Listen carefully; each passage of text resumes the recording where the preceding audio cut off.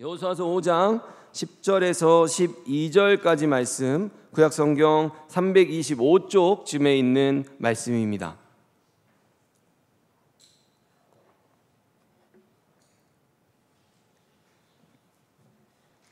여호수아 5장 10절에서 12절까지 말씀 세 구절이라서 저희들 한 목소리로 같이 읽도록 하겠습니다.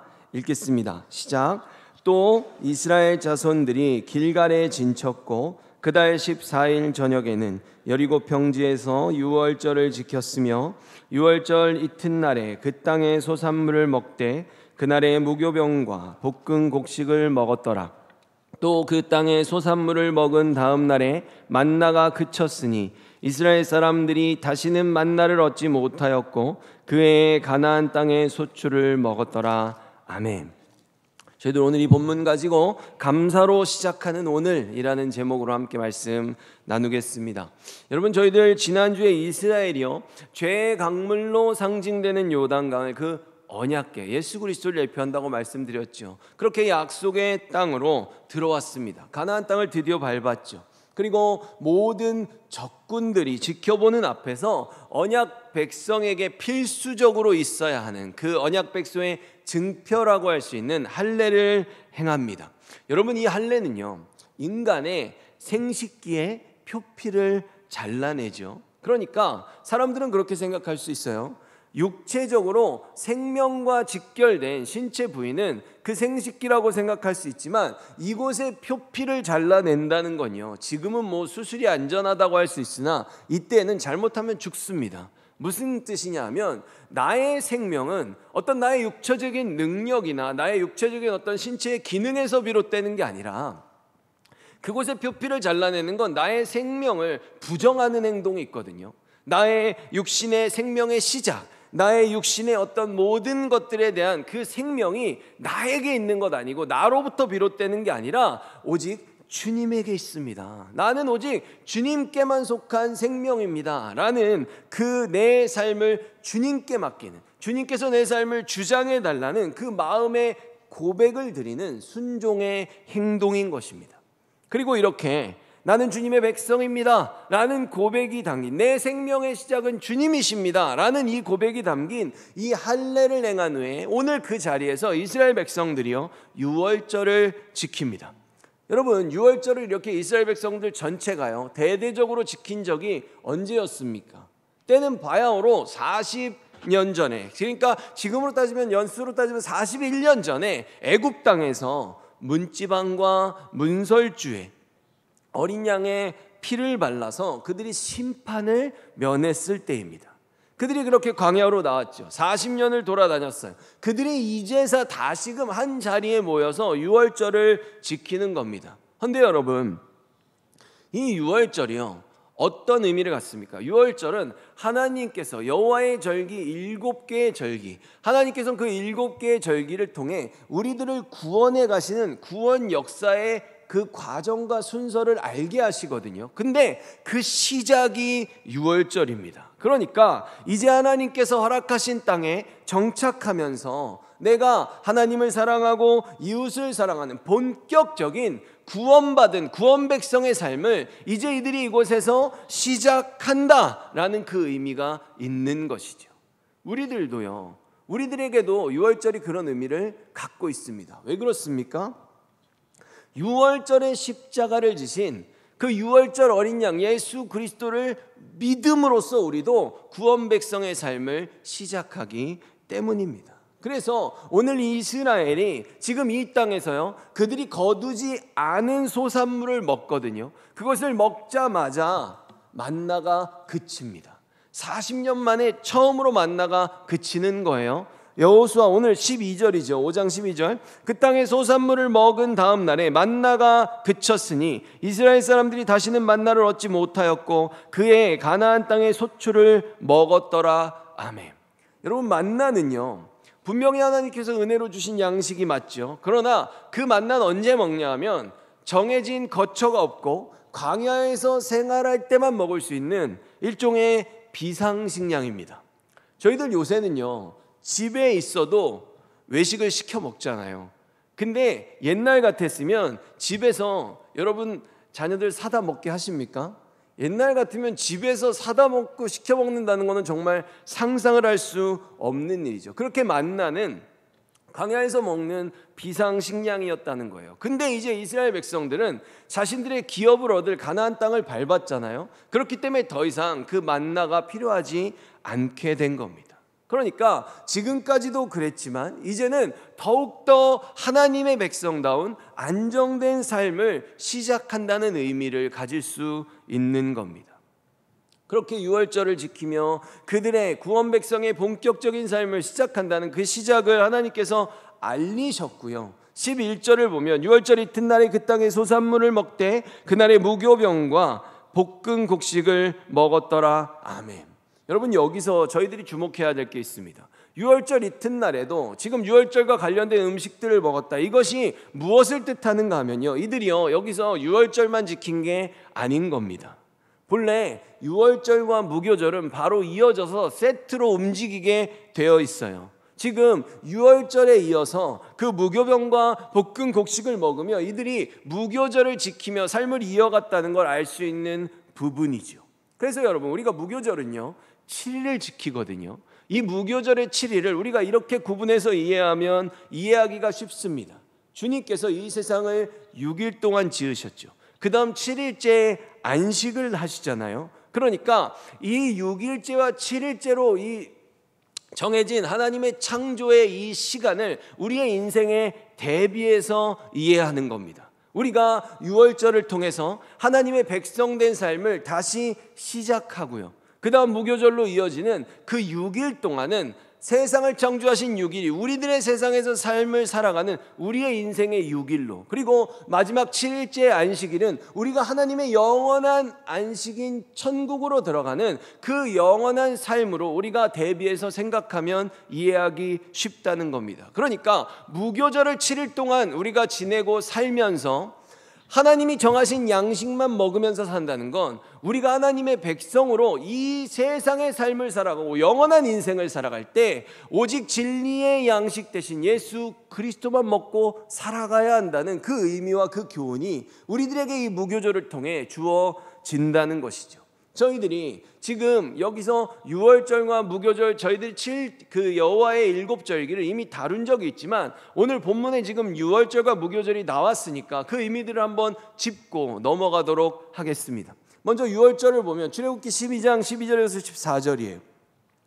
내가 그 밤에 애굽 땅에 두루 다니며 사람이나 짐승을 막론하고 애굽 땅에 있는 모든 처음 난 것을 다치고 애굽의 모든 신을 내가 심판하리라. 나는 여호와라. 내가 애굽 땅을 칠 때 그 피가 너희가 사는 집에 있어서 너희를 위하여 표적이 될지라. 내가 피를 볼 때 너희를 넘어가리니 재앙이 너희에게 내려 멸하지 아니하리라. 너희는 이 날을 기념하라. 여호와의 절기를 삼아 영원한 규례로 대대로 지킬지니라. 아멘. 여러분, 첫째로 유월절은 이스라엘 백성들이 출애굽을 할 때 마지막 10번째 재앙이었죠. 근데 주님께서 이때 뭐라 그러십니까? 내가 처음 난 모든 첫 것을 칠 것이다 라고 말씀하세요. 근데 여러분, 성경에서는요 늘 말씀드리듯이 첫 번째 것이 그 뒤에 이어지는 모든 것을 대표합니다. 그러니까 구약시대에 지금 하나님께서 첫 것을, 그래서 이스라엘 백성들은 언제나 주님께 드려야 했어요. 첫 번째 것을 드린다는 건 무슨 뜻입니까? 그러니까 모든 것들의 주인이 하나님이심을 인정하는 믿음의 고백을 드리는 거죠. 처음 걸 드렸지만 전체를 받았다고 하나님이 인정하시는 거예요. 11조도 그런 개념이에요. 원래 10의 10이 다 하나님 거죠. 그렇죠? 근데 그 10분의 1을 드림으로써 이 10의 10의 주인이 하나님을 인정하는 믿음을 받으시고요, 나머지 10의 구조를 가지고 하늘 백성다운 삶을 이 땅에서 살아갈 수 있도록 하나님이 그것을 우리에게 주시는 개념입니다. 그러니까 사람들은 내가 가진 10 중에 10분의 1을 하나님께 나눠드린다고 생각하거든요. 이건 아주 잘못된 생각이에요. 10의 10이 하나님의 것이고 그 전체 중에 10분의 1을 드림으로 이 모든 것이 주님의 것임을 인정하고 10의 9를 내가 하나님께 백성다운 삶을 살라고 받았다라고 우리가 이해할 수 있어야 된다는 거죠. 지금 그런 고백으로 첫 열매를 드리는 거죠. 근데 반대로 지금 하나님께서 애굽의 모든 첫 번째 것을 치시겠다라고 말하는 건 뭡니까? 전체를 심판하시겠다는 의미라는 거예요. 그래서 우리가 이 유월절 심판을 통해서 하나님은 첫 번째 것을 치시지만 주님께서는 모든 죄인을 심판하신다라는 그 모습을 보여주시는 거고, 마지막 때는 정말로 이렇게 모든 죄인들이 심판을 받게 된다라는 것도 지금 알리시는 겁니다. 이 역사를 통해 하나님은 보여주시는 거예요. 거룩하신 하나님이 죄를 얼마나 싫어하시는지, 그리고 나중에 죄인들이 어떤 심판을 받게 될지를 보여주시는 겁니다. 근데 여러분, 심판과 구원은 언제나 같은 자리에서 동시에 일어나는 거예요. 누군가가 죄로 인해 심판을 받는다면 누군가 죄 없이 인정받은 자들은 구원을 받는 것이죠. 그래서 이스라엘 백성들은 이때 심판이 아니라 구원을 받았습니다. 그러면 구원을 어떻게 받았어요? 하나님이 말씀하신 그 명령에 순종함으로 받았죠. 어린 양을 잡았고 그 피를 좌우 임방과 문설주에 발라서 그들이 살았습니다. 그들은 어떤 고백을 해야 돼요? 원래는 나도 애굽 사람들처럼 똑같은 죄인이어서 내 죄를 갖고 죽어야 되고 심판받아야 되는데, 이 어린 양이 나의 죄를 가져가서 나를 대신해서 죽어줌으로써 나는 심판을 면했다라는 것을 깨달아야 하는 것입니다. 그래서 6월에서의 6월은 넘을 유에 넘을 월이에요. 그 죽음의 심판이 나를 넘어갔다, 이런 의미를 갖는 것이죠. 실제로 이것이 파사흐라는 단어인데요, 이 단어는요 넘어갔다는 뜻도 있고요 보호하다라는 뜻도 있습니다. 근데 뭐 어렵진 않죠. 여러분, 죽음이 우리를 넘어갔다는 건 결국 하나님이 우리를 보호하셨다는 뜻과 같은 의미이기 때문입니다. 이처럼 유월절은 우리가 나의 모든 생명의 주인이 하나님이심을 인정하는 백성들만 구원을 받은 날이고, 그것을 인정하지 않는 죄인들은 심판을 받은 날입니다. 그래서 이 유월절이 지금의 우리들에게는 어떻게 되는 거예요? 우리의 모든 죄를 가지고 십자가에서 대신 죽어주신 예수 그리스도를 믿는 자들에게 예수님이 우리를 위해 죽어주신 그 사건을 기념하는 날로 우리는 받는 것입니다. 그래서 마태복음 26장 2절을 보면요, 너희가 아는 바와 같이 이틀이 지나면 유월절이라 인자가, 당신을 말하는 거죠, 예수님 자신을 십자가에 못 박히기 위하여 팔리리라 하시더라. 아멘. 바로 이 유월절 어린 양이 유월절에 이스라엘 백성들 모두의 생명을 구한 것처럼 예수님께서 유월절에 십자가를 지심으로 우리들 모두의 죄를 사하셨습니다. 우리를 구원하신 거죠. 하나님께서는 유월절을 기념하여 기억하여 지켜라 라고 명령하셨거든요. 그럼 우리는 어떻게 해야 됩니까? 우리를 구원하신 예수 그리스도의 십자가의 은혜와 사랑을 항상 기억하고 감사하며 살아가야 되는 겁니다. 여러분, 이 유월절에는요 몇 가지의 규칙들이 있어요. 이 모든 규칙들도 중요한 것이요, 예수님과 이 규칙들이 직결되기 때문입니다. 출애굽기 12장 49절 보면요, 본토인이나 너희 중에 거류하는 이방인에게 이 법이 동일하니라 하셨으므로. 아멘. 여러분, 이 부분이 너무나도 중요해요. 왜냐하면 유월절은 예수 그리스도의 구원을 예표한다 그랬잖아요. 근데요, 이것이 지금 구약시대인데요, 이 구약시대에도 유월절은 모든 이방인들도 이 법을 지켜야 했습니다. 이것이 굉장히 특별한 경우라는 거예요. 이방인과 그리고 하나님의 백성인 유대인들에게 아주 모든 법들이 동일하게 적용됐기 때문입니다. 무엇을 나타냅니까? 예수 그리스도의 구원은 이 세상의 모든 영혼들에게 그 어떤 차별이나 구별도 없는 완전하고 우주적인 구원이라는 것을 지금 드러내주고 있는 것이죠. 둘째로요, 유월절 고기는 그것을 먹을 때요 뼈를 절대로 꺾으면 안 된다라는 규정이 있습니다. 여러분, 우리가 고기를 먹을 때요 레스토랑에 가서 우리가 그 베이비백 립스 같은 거 먹을 때가 제일 그렇거든요. 뼈를 잘라서 요리를 해야 요리하기도 편하고 먹기도 편합니다. 여러분 한번 보세요. 소를 잡아먹는다고 생각할 때 소 그 뼈를 하나도 안 자르고 그대로 다 뜯어 먹으면요, 그거 먹는 게 얼마나 불편합니까? 근데 하나님께서 이 유월절 어린 양은 절대로 뼈를 꺾지 말라는 명령을 내리셨어요. 그리고 이 말씀이 바로 출애굽으로부터 언제요? 1500년의 시간이 지난 다음에 예수님의 십자가에서 이 말씀의 이유가 드러나게 됩니다. 요한복음 19장 31절에서 33절인데요. 이날은 준비일이라 유대인들은 그 안식일이 큰 날이므로 그 안식일에 시체들을 십자가에 두지 아니하려 하여 빌라도에게 그들의 다리를 꺾어 시체를 치워달라 하니 군인들이 가서 예수와 함께 못 박힌 첫째 사람과 또 그 다른 사람의 다리를 꺾고 예수께 이르러서는 이미 죽으신 것을 보고 다리를 꺾지 아니하고 아멘. 여러분, 이 십자가형이라는 것은요, 우리 폐에 공기가 다 없어져서 폐와 가슴에 물이 차가지고 숨이 막혀 죽는, 쉽게 말해서 내 몸이 내 숨통을 졸라서 스스로를 죽이게 만드는 아주 잔인한 사형 방식입니다. 이게 너무나도 잔인해서요, 로마인들에게는 십자가형을 내리지 않았어요. 그래서 베드로는 십자가에서 죽었지만 사도 바울은 목베임을 당했다고 전해지고 있습니다. 그가 로마의 시민권자였기 때문이죠.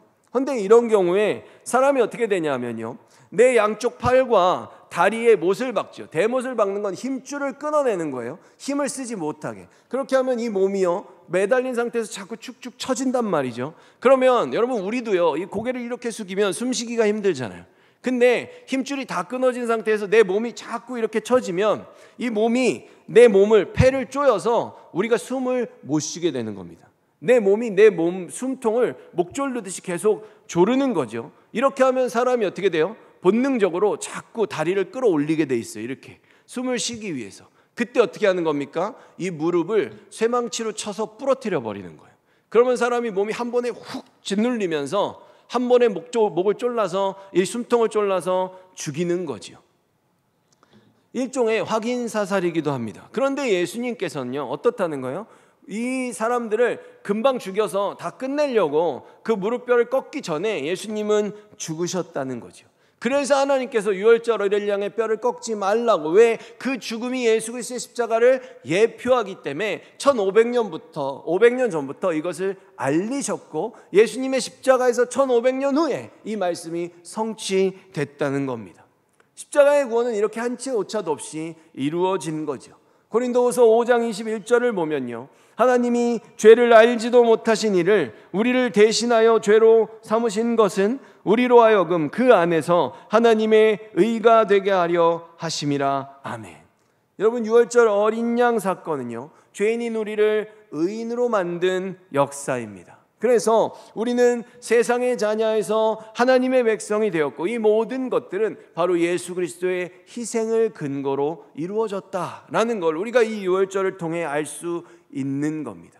유월절로 우리는 하나님의 백성이 됩니다. 그 다음에 하나님의 백성의 삶을 살아야죠. 그것이 바로 유월절에서 이어지는 무교절이 우리들에게 알려줍니다. 출애굽기 12장 17절에서 20절 보면요, 너희는 무교절을 지키라. 이 날에 내가 너희 군대를 애굽 땅에서 인도하여 내었음이니라.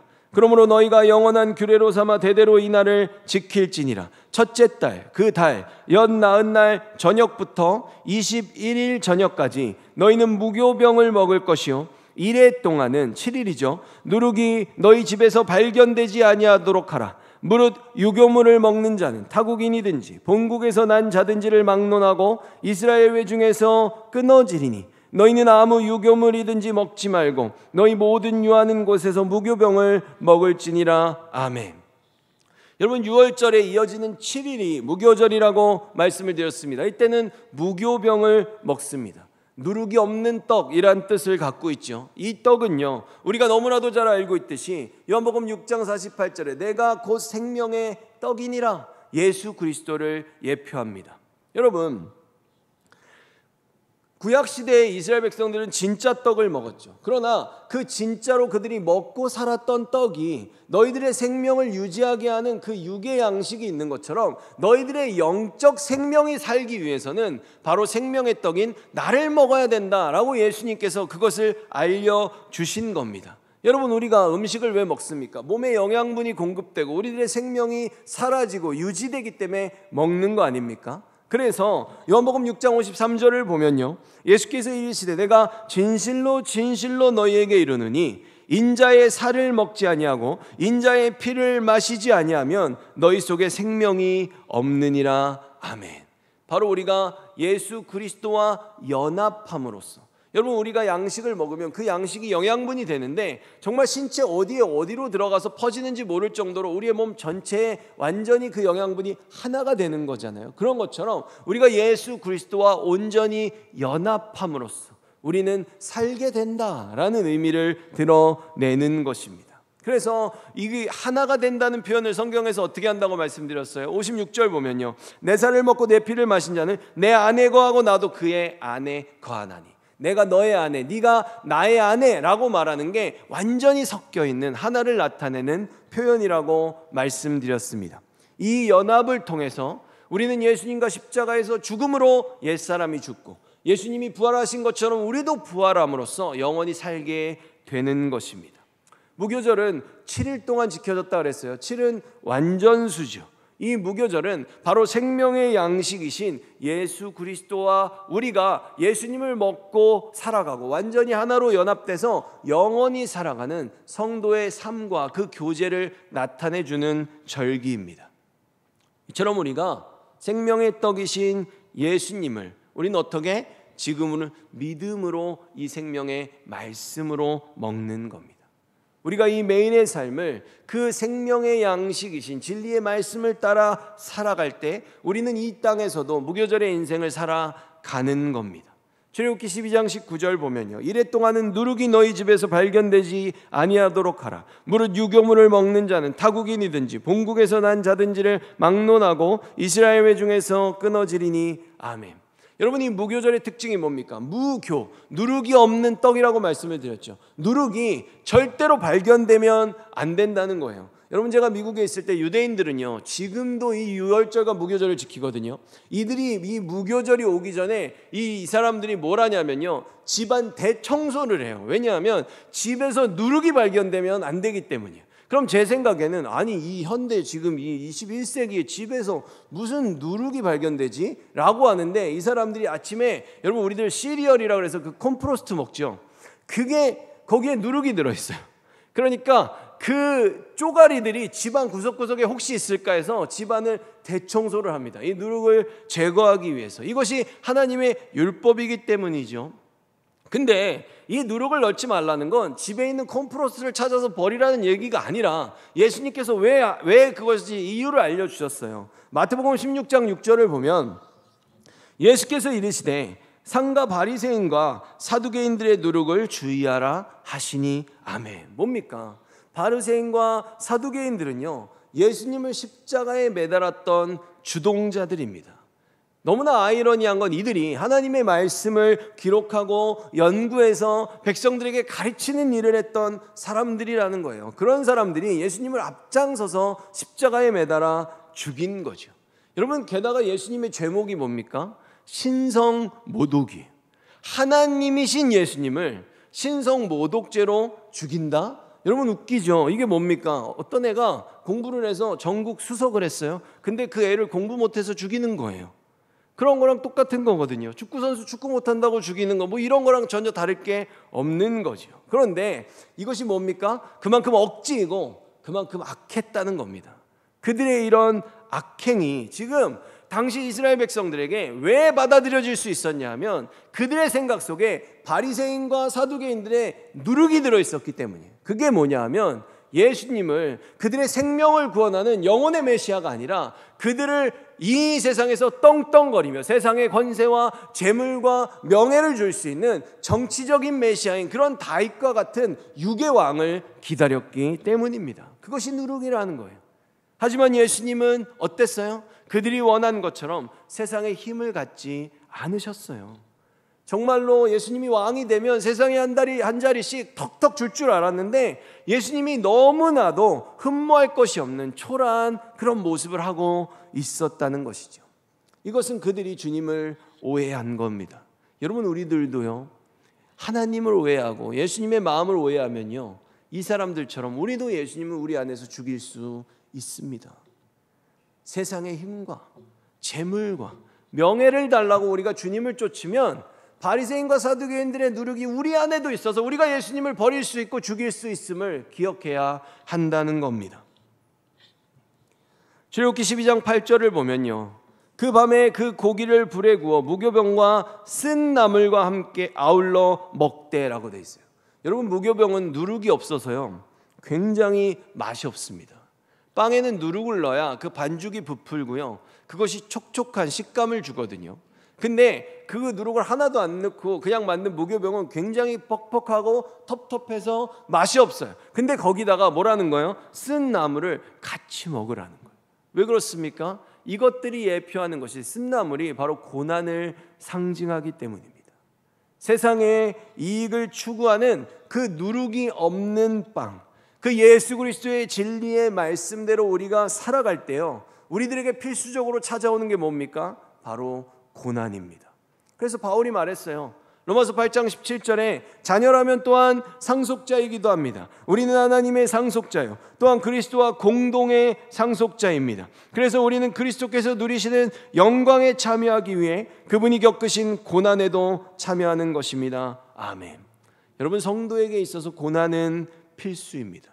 그럼에도 불구하고 우리가 이 모든 고난을 감내할 수 있는 이유, 그 근거가 무엇입니까? 지금 예수님께서 우리와 함께 하시고 그 주님의 영광에 우리가 참여하는 소망을 갖고 있기 때문에 우리는 이 고난을 감당할 수 있는 것입니다. 출애굽기 12장 11절 보면요 너희는 그것을 이렇게 먹을지니, 먹을 때 방법이 있다는 거, 그 자세가 있다는 거예요. 이건 복장에 대한 겁니다. 허리에 띠를 띠고 발에 신을 신고 손에 지팡이를 잡고 급히 먹으라. 이것이 여호와의 유월절이니라. 아멘. 여러분, 무교병과 쓴나물 굉장히 맛이 없는데요 퍽퍽하고 텁텁한데 이것을요 이렇게 옷을 입고 먹어야 됐던 거예요. 허리엔 띠를 띠고 발엔 신을 신고 손엔 지팡이를 잡고. 이 복장이 뭡니까? 이건 이스라엘 백성들이요 광야와 같이 먼 길을 떠날 때 하던 그 채비를 다 하고서 먹으라는 거예요. 무슨 뜻이냐면 늘 깨어 있으라는 겁니다. 그것이 언제이든 하나님이 가라 하시면 가고 서라 하면 설 수 있도록 항상 준비되어 있는 성도의 영적 모습을 갖추고 살아가라라는 명령이죠. 요한계시록 10장 10절 보면 나는 그 두루마리를 천사의 손에서 받아 먹었습니다. 정말 입에서는 꿀처럼 달콤했지만 먹고 나니 뱃속이 쓰라리고 아팠습니다. 아멘. 여러분, 이 두루마리 하나님의 말씀을 상징하는데요 하나님의 말씀을 듣는 것 좋습니다. 그리고 기뻐요.